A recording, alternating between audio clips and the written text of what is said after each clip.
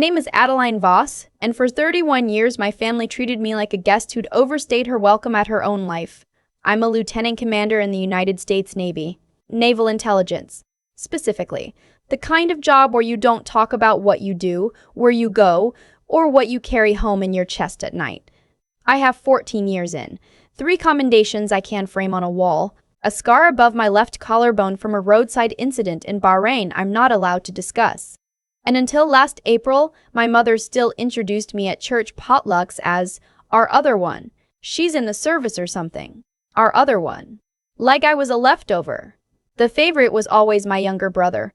His name is Beauregard, but everyone calls him Beau, and Beau was the kind of boy who could break a window with a baseball and somehow convince Mom the window had it coming. He went to Vanderbilt on our father's dime, then to law school at Emory, then into our father's firm, Voss and Bremer, a mid-sized commercial real estate outfit in Charleston, South Carolina, where my father, Patterson Voss, had built what he liked to call the Voss legacy out of strip malls and storage facilities along the I-26 corridor. I was the daughter who said no to all of it. Said no to Charleston, no to debutante season when I was 17, no to the cotillion my mother had been planning since I was in diapers.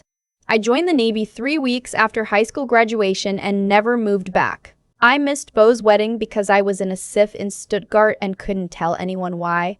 I missed my grandmother's funeral because I was at sea on a deployment that didn't officially exist. Every miss became another brick in the wall they built between us.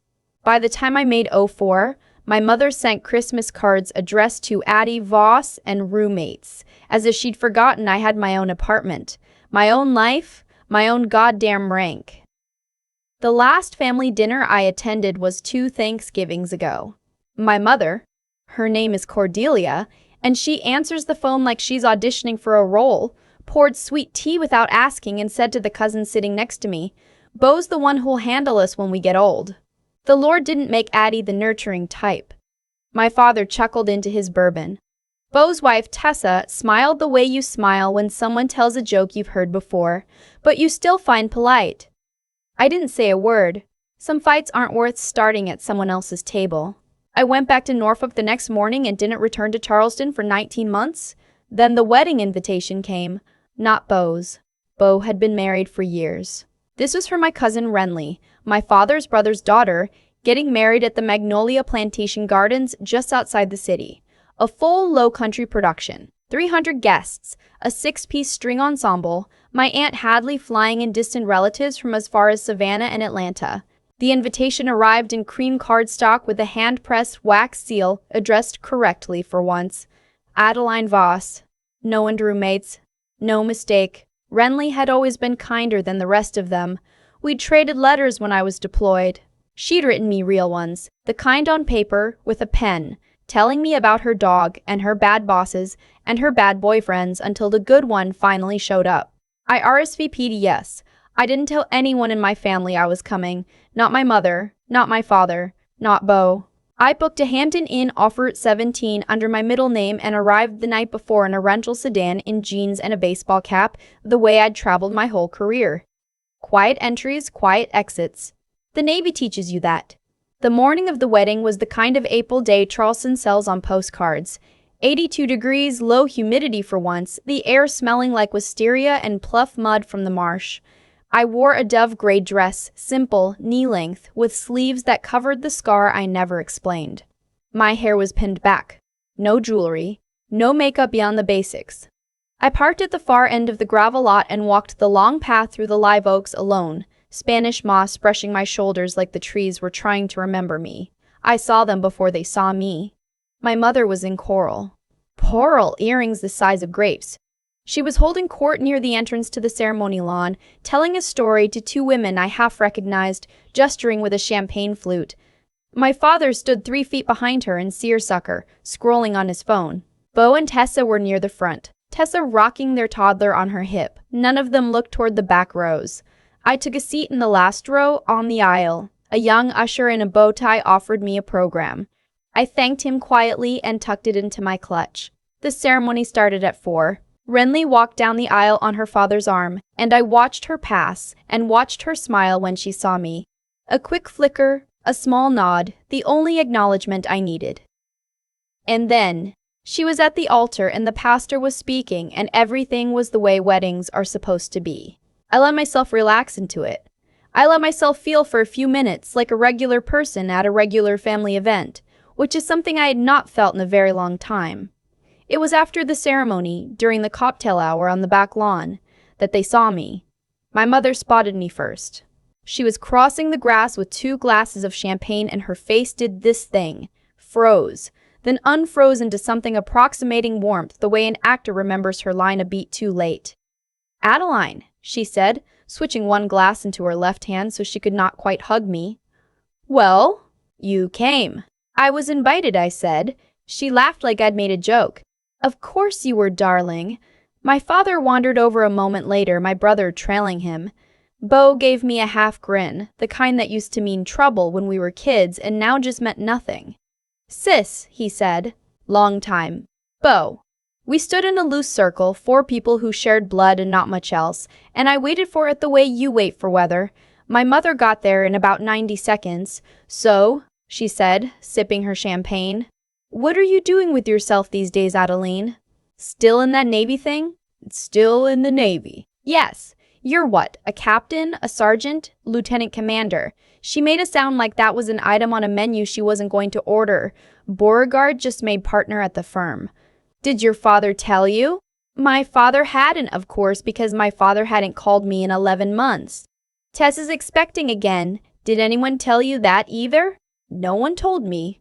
"Well, you're hard to reach, darling. We never know where you are. I have the same phone number I had in 2011, Mom." She waved that away. "Beau, tell her about the house." Beau, who I think wanted to be anywhere else, told me about the house. 5,000 square feet. Mount Pleasant. A pool. A guest house where my parents were going to live when they got older because that was the plan. That had always been the plan. The Voss plan. And the plan did not include the daughter who had run off and put on a uniform like she was ashamed of where she came from. "Useful, having a son who knows how to take care of his people," my father said. He said it to me, and he said it about me at the same time. It was a skill of his. "Adeline," my mother added, smiling at the woman who'd just joined our circle. "A neighbor, I think. Someone from the country club." Adeline never married. We worry. 14 years in uniform and not so much as a ring on her finger? No house, no babies, just bases, I suppose. "Boats." The neighbor laughed, uncomfortable. "Mom," I said quietly, "it's just the truth, darling. We love you, but truth is truth. Beau's the future of this family. You've been useful in your way. Service is admirable." She patted my arm like I was a Labrador. "Just imagine if you'd put that energy into building something real. I have spent a lot of my career being still. Stillness is a tactical asset. You can be still in a way that makes other people uncomfortable, and that is sometimes more useful than any word you could say. I was still right then. I was about to be still for a long time. That was when I heard it. It started as a low thrum at the edge of hearing, the way a freight train sounds 3 miles out across a field. The string quartet paused mid-phrase. A toddler started crying. People turned their heads toward the sky over the river. Renly, who had been laughing with her new husband near the bar, lifted her hand to shade her eyes. A black Suburban pulled up the long gravel drive first, then a second, then a third. They moved in a way civilian SUVs don't move. Too smooth, too deliberate, evenly spaced. Plantation security tried to flag them down at the gate and was waved off by something held out a window. Then over the tree line came the rotor wash, a Navy helicopter, gray and clean, lower than the ones that do tourism over the harbor. It circled once and settled onto the wide field beyond the Rose Garden, the one Renly had told me they kept clear for emergency landings during hurricane evacuations. The lawn went silent. 300 people. Silent. All at once. It's a sound you don't forget. A petty officer in service dress stepped out of the lead Suburban and walked across the grass toward me with the steady, unhurried pace of someone who'd been told exactly where to go.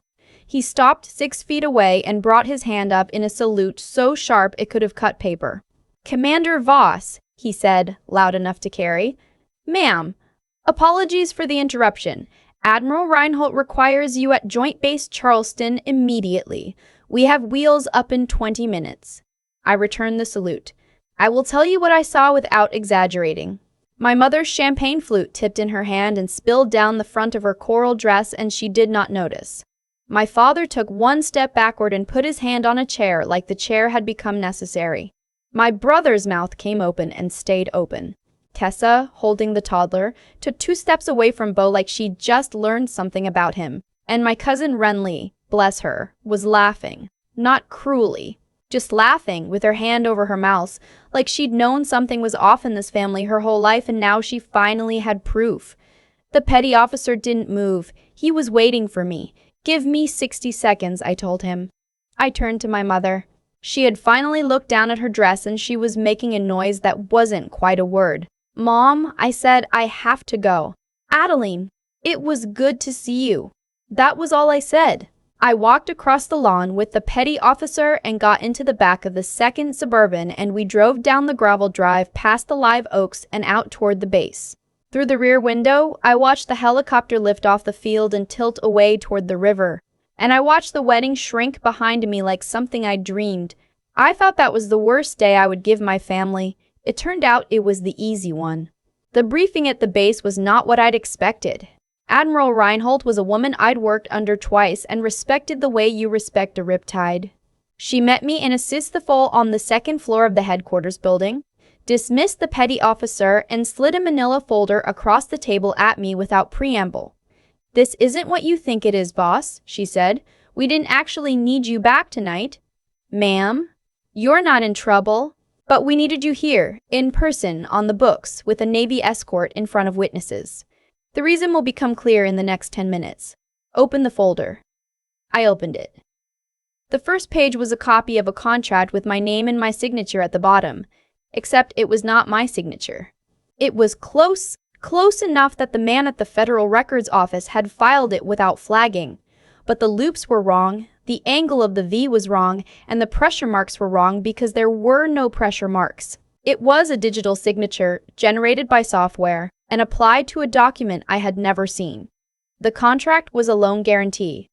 $500,000, secured against a property in Mount Pleasant, South Carolina, co-signed by Patterson Voss and Beauregard Voss, dated September of 2019. I had been in Djibouti in September of 2019. I have the records to prove it. The second page was another contract. Another loan, this one for a business line of credit, $800,000, with my Navy clearance number listed in the section labeled Reference Federal Employment Status. That number is supposed to be classified. The only people who have it are me, the Department of the Navy, and a Treasury background check from my last upgrade. It is not the kind of number that appears on a Wells Fargo small business loan application by accident.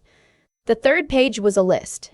Properties, vehicles, lines of credit, business permits, all of it acquired between 2017 and 2023, all of it with my name appearing somewhere, as guarantor, as cosigner, as beneficiary, as reference. None of it I had ever heard of. I closed the folder. "How long have you known?" I asked her. 3 weeks. NCIS got a tip from an internal auditor at a regional bank who noticed a discrepancy between your active duty deployment and the signing date. He did the right thing. He flagged it. We pulled the thread and the whole sweater came apart. My father. "Almost certainly. And almost certainly your brother, though we're still working out his level of awareness. The structure of the fraud is sophisticated. This isn't a one-time mistake. This is 15 years of work." I sat very still. I had been still on the lawn an hour earlier in a way that was about pride. This was a different stillness. "Why the wedding?" I said. "Why the helicopter?" "Because we need them rattled, and we need it documented, and we need a paper trail showing you were nowhere near Charleston on the day we started building this case. Your presence at that wedding was logged with 300 witnesses. Your departure was logged with all of them. If your family tries to claim you were involved or that you authorized any of this verbally, we have the timestamps, the video, and an entire wedding's worth of sworn statements that you came alone, said nothing, and were extracted by uniformed naval personnel before you could even finish a conversation. That's not a coincidence, Commander. That was a courtroom move, and we made it for you. I will tell you what I felt, because lying about it would be useless. I felt cold. The kind of cold that starts at the back of your neck and works down your spine and settles in your stomach like a stone you've swallowed. Because the part of me that had spent 31 years inventing reasons for my mother's coldness, for my father's silence, for the way Beau looked through me at family dinners, that part of me had been, in some small corner, still trying to believe. They just didn't know how to love me, that it was a personality clash, that I was the difficult one. 15 years, 500,000 here, 800,000 there, the Mount Pleasant house with the guest house for their old age, Beau's law school, Tessa's car, the boat I'd seen in a Christmas card photograph 3 years ago that nobody had explained. My name on all of it, my name, my rank, my clearance, my future, pledged like collateral by a man who had never once asked me how I was doing on a phone call. What do you need from me? I asked the Admiral. Cooperation, patience, an attorney. We've already got one ready if you'll have her, and your testimony when the time comes. You have my testimony, she nodded once. I thought I would. The attorney's name was Imani Crowder. Former JAG, 10 years in private practice, the kind of woman who took her coffee black and her clients seriously. She met me at the base the next morning in a navy blazer and pearl studs, and a face that suggested she had already read everything in the folder twice. She didn't waste time with sympathy. I appreciated that. Walk me through your father, she said. Not the man, the behavior. What does he need to be true about himself? I thought about it. He needs to be respected. He needs to be respected. He needs the people in his Rotary Club to think of him as a builder, a patriarch. He runs the firm like it's a kingdom, and he is very, very particular about how he's perceived. Good. He'll fold faster than he should because the exposure is the punishment for him before the prison is. Your brother? Beau is afraid of him. Beau has always been afraid of him. Whatever Beau did, he did because Dad told him to, and because Dad made it feel like the only path.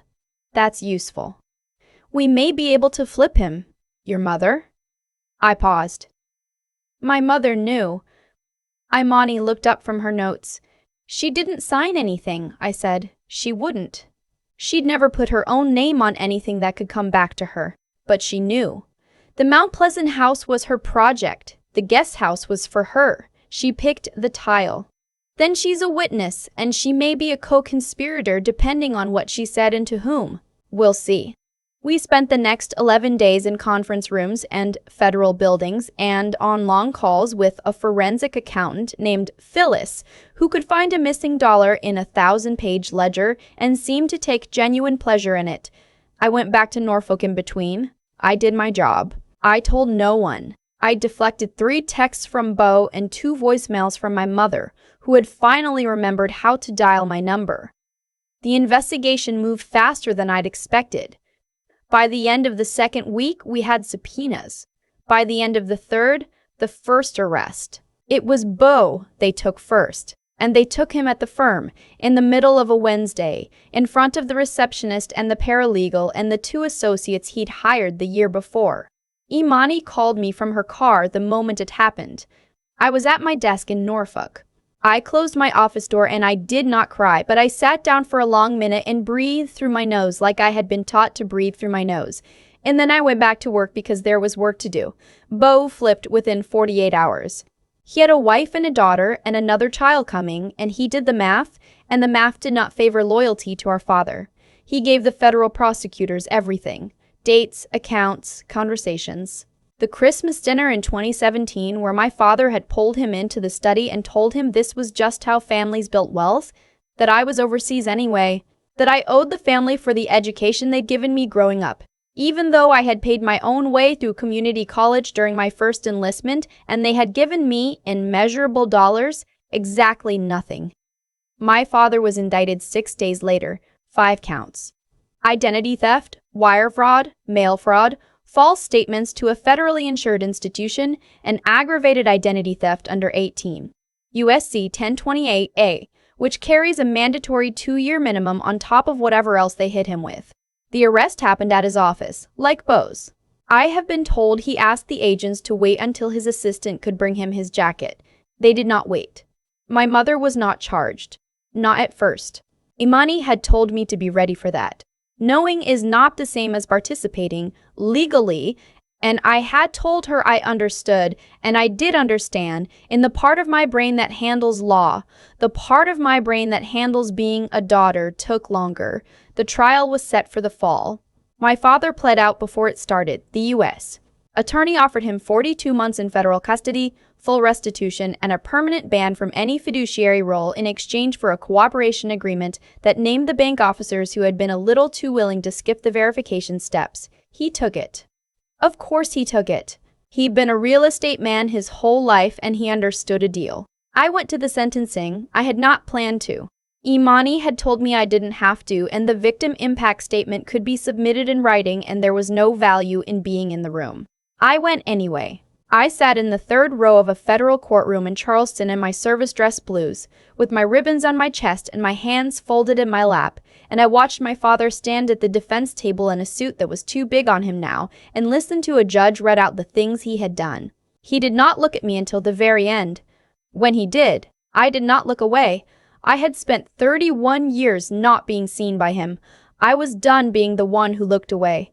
The judge gave him 42 months. He'll be in his late 60s when he gets out. After the gavel, my mother stood up from the second row, where I had not noticed her.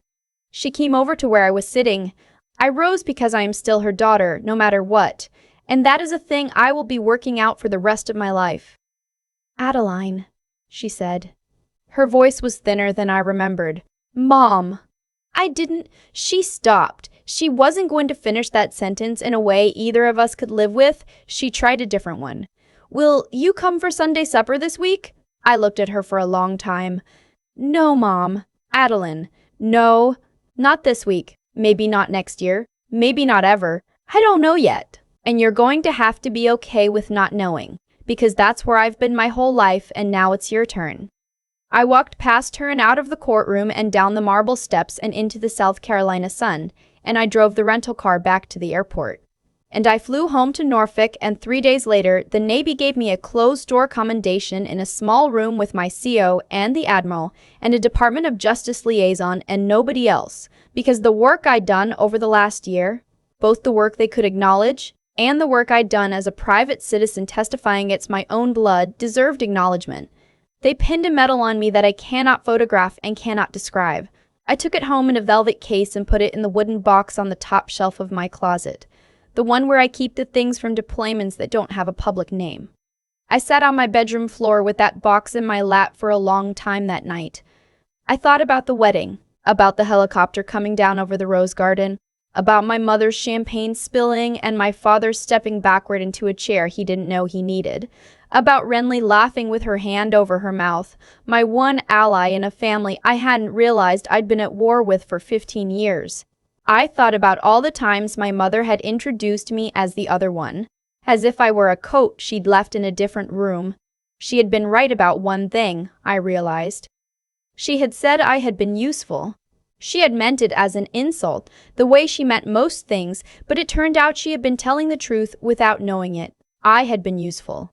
Useful enough to fund a house, a law school, a boat, a guest house where my parents had planned to grow old together at my expense, on my back, in my name. I closed the box and put it back on the shelf.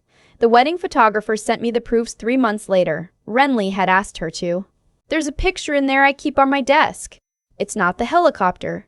It's not the moment with the petty officer, though that picture exists too and is, I am told, currently going viral on a website that pretends to traffic in human interest stories.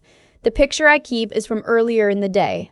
Renly is standing at the altar and she is looking past her new husband, past the pastor, all the way to the back of the lawn where I am sitting alone in my dove gray dress. She has just spotted me. Her face is doing this small private thing. Half a smile, half a thank you, and the camera caught it. That is the face of someone who sees me. I keep it where I can see it every morning. To remind myself that being unseen for 31 years was not a verdict on who I was. It was just a fact about who they chose not to look at. And to remind myself that the helicopter did not make me a lieutenant commander. I'd been one the whole time. I've thought a lot about cause and effect since that April afternoon on the lawn at Magnolia Plantation. Not the kind of cause and effect they teach you in physics class, the slower kind, the kind that takes 15 years to land. My father didn't wake up one morning and decide to forge his daughter's signature. He drifted there. He told himself a small lie in 2017 about what I owed the family, and that small lie made the next lie easier, and the lie after that easier still. And by the time the bank officers were skipping verification steps for him because of who he was at the country club, he had built an entire architecture of theft and convinced himself it was just how families like ours took care of each other. Every choice he made was a brick. He laid those bricks for 15 years. And when the wall finally came down, it came down on him, because that is how walls work. You don't get to build something for that long and then walk away from it when it falls. The math always finds you. My mother's part was quieter, and in some ways harder for me to sit with. She did not sign. She did not seal. She chose, every single morning for 15 years, to look away from what was sitting on her own kitchen counter. And she introduced me at potlucks as the other one, because if I were the other one, then her son was the real one, and the real one deserved the house, and the house deserved her tiles, and the tiles deserved my paycheck. Comfort built on someone else's silence is still theft.